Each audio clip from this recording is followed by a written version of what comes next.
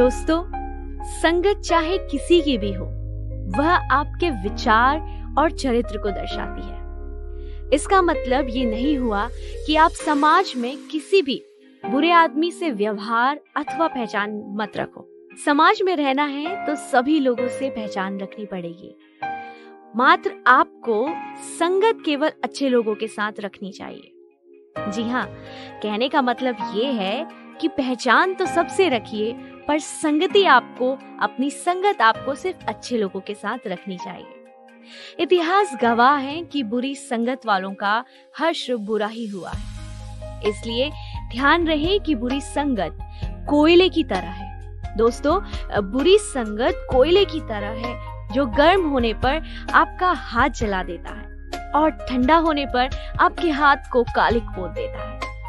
जी हाँ, आज का हमारा प्रोग्राम है कि हम कैसी संगति में हैं। आज इस वक्त में ये बहुत जरूरी हो गया है कि हम एक बार चेक करें कि हम कैसी संगति में हैं। दोस्तों, आप सोच रहे होंगे कि मैं आज इस विषय पर क्यों बात कर रही हूँ, पर मैं आपको बताना चाहती हूँ कि ये कुछ ऐसे विषय हैं जिन पर हम ध्यान नहीं देते, पर असल जिंदगी में ये बहुत ही ज्यादा जरूरी विषय होते हैं। दोस्तों, आज हम इतना डेवलप हो गए हैं, हमारे पास सोशल मीडिया और काफी सारे ऑप्शन हैं, जहां हम काफी सारे लोगों से घिरे हुए होते हैं और कई बार हम आसानी से सब पर भरोसा कर लेते हैं और घुल मिल जाते हैं। पर दोस्तों, हम आपको ये सलाह देना चाहते हैं कि एक बार रुक कर देख लें कि आप किन लोगों की संगति में, क्योंकि कई बार ये संगति हमारी जिंदगी को रोशनी से भर देती है और कई बार हमारी ये संगति के कारण हम जिंदगी को अंधेरों में धकेल देते हैं। दोस्तों, कई महापुरुष इस विषय पर अपने विचार व्यक्त करके गए हैं और हमको सावधान भी करके गए हैं। जी हाँ, अगर ये बोला गया है कि बुरी संगति अच्छे चरित्र को बिगाड़ देती है, तो ये ऐसे ही नहीं बोल दिया गया होगा, सच्चाई जरूर होगी। और दोस्तों, यही ऐसा ही कुछ अपनी संगति के कारण हुआ राजा बियाम के साथ। दोस्तों, एक बार की बात है, एक बियाम नाम का राजकुमार था। उसके पिता की अर्थात राजा की मृत्यु हो गई थी। अतः अब समय आया था कि बियाम राजा बने। राजकुमार बियाम राजा बन गया और अभी उसको राजा घोषित हुए कुछ ही समय हुआ कि एक दिन उसकी प्रजा के लोगों ने एक साथ मिलकर राजा से मिलने का मन बनाया। तो सारी प्रजा ने जाकर राजा से बातचीत की। वो कुछ बात राजा से करना चाहते थे, अपनी कुछ परेशानियां राजा के समीप रखना चाहते थे। नया नया राजा था तो प्रजा को भी काफी सारी उम्मीदें थी। जी हाँ, और लोगों ने राजा से कहा, राज की जय हो, महामहिम की जय हो। महाराज, आपके पिता ने हम पर काफी बोझ डाला हुआ है, हमको कष्ट में रखा है, तो हम आपके पास आए हैं कि आप हमारी पीड़ा को समझें और हमारे बोझ को कम करें। हमारे परिश्रम को कम कीजिए जो कि आपके पिता ने हम पर डाला हुआ है। अगर आपने ऐसा किया तो हम आपके अधीन रहेंगे, अन्यथा नहीं।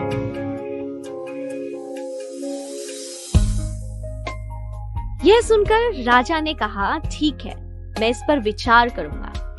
आप लोग 3 दिन के बाद आना। और लोग वहां से चले गए। दोस्तों, अब हुआ ये कि राजा ने राज्य के उन बूढ़े लोगों को बुलाया जो उसके पिता के समय में सलाहकार हुआ करते थे, और राजा ने सारी बात जो प्रजा ने उससे कही थी उनको बता दी। तब सारी बातों को सुनकर उन बुजुर्गों ने राजा को सलाह दी और उन्होंने कहा, महाराज, आपको इस वक्त बड़े शांत और प्यार भरे स्वभाव में काम करना होगा। आप अभी उनके दास के जैसे पेश आइए और प्यार से बात करके उनकी समस्या का समाधान कीजिए, तो वे आपके अधीन रहेंगे।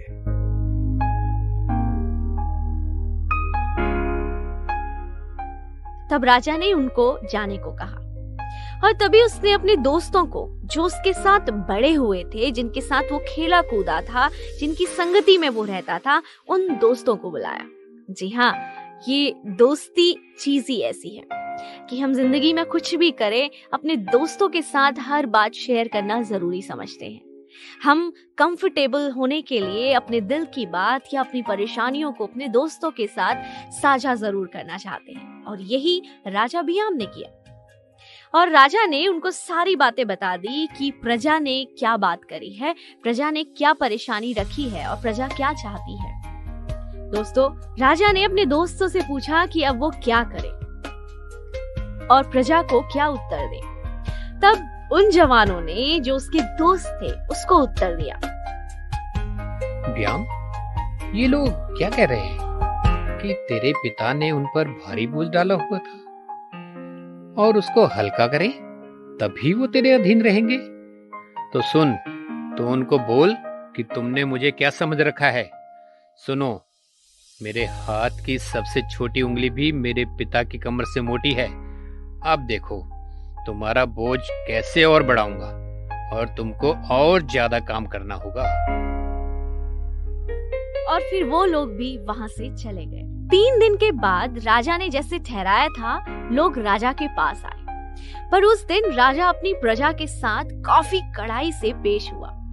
जी हाँ, राजा बहुत ही कड़ाई से अपनी प्रजा के सामने पेश हुआ, और राजा ने बूढ़ों की सलाह को नजरअंदाज कर जवानों की सलाह को ले लिया। और जैसा उन जवानों ने कहा, राजा ने बिल्कुल वैसा ही किया।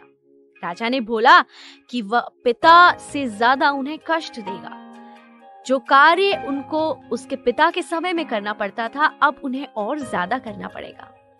राजा ने कहा कि ये समझ लो कि अगर मेरा पिता तुमको डंडों से ताड़ ना देता था, तो मैं तुम्हें कोड़ों से ताड़ ना दूंगा। जी हाँ, ऐसा सुनकर प्रजा ने एक साथ मन बनाया कि अब हम राजा के अधीन नहीं रहेंगे, और सब लोग राजा पर पथरवाह करने लगे। दोस्तों, सारी प्रजा एक हो गई और सेना की और उस राजमहल की किसी भी शक्ति की उस प्रजा के सामने कुछ भी ना चली, क्योंकि वो सारी प्रजा के लोग पहले ही उसके पिता के वजह से काफी दुखी थे। और जब उनके मन में एक उम्मीद थी कि अब नया राजा हमारे लिए कुछ अच्छा करेगा, और राजा और ज्यादा सख्ताई से उन्हें पेश आया, इसलिए वो सारी प्रजा एक मन हो गई, एक साथ मिल गई। और दोस्तों, सारे लोगों ने राजा पर, महल पर पथरवाह करना शुरू किया, और राजा की अधीनता स्वीकार नहीं की। तब राजा का सेनापति उस पत्थरवाह में मारा गया, और राजा ने देखा कि प्रजा अब नहीं मानेगी। वो वहां से जान बचाकर भाग गया, और फिर पूरी प्रजा की राजा के घराने से शत्रुता हो गई, और कभी उस राजघराने से कोई राजा नहीं बन पाया, बल्कि राजा को वहां से हमेशा के लिए भागना पड़ा।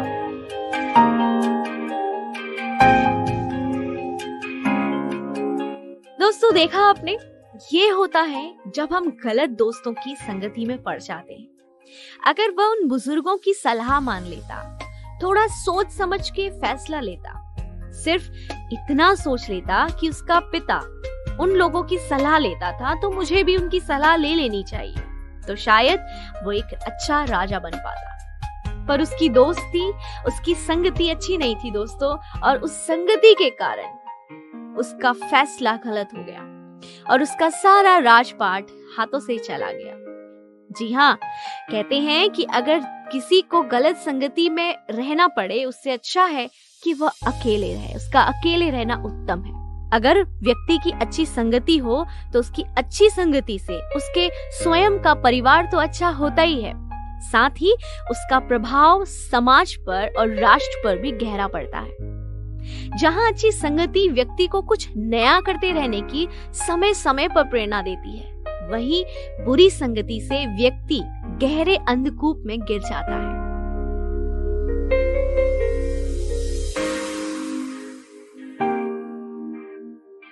दोस्तों, कुसंग का ज्वर सबसे भयानक होता है। किसी युवा पुरुष की संगति बुरी होगी तो वह उसके पैरों में बंधी चक्की के समान होगी, जो उसे दिन पर दिन अवनति के गड्ढे में गिराती जाएगी। और यदि अच्छी संगति होगी तो सहारा देने वाली बाहु के समान होगी, जो उसे निरंतर उन्नति की ओर उठाती जाएगी।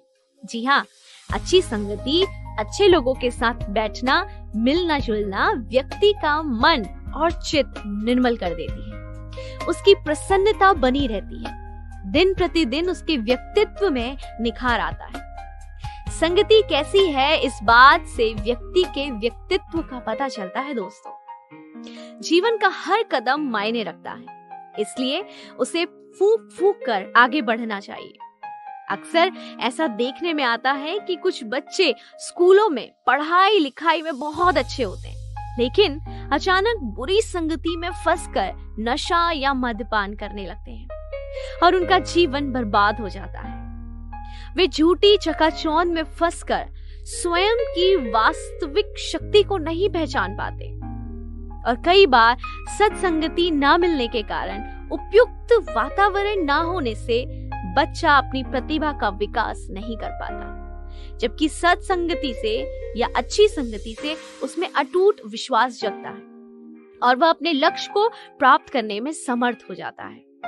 दोस्तों, जैसे सिर्फ एक सड़े हुए या खराब सेब के साथ अगर ढेर सारे अच्छे फ्रेश सेब रख दिए जाएं, तो एक दिन में ही सारे अच्छे सेब उस खराब सेब की वजह से खराब हो जाते हैं, सड़ जाते हैं।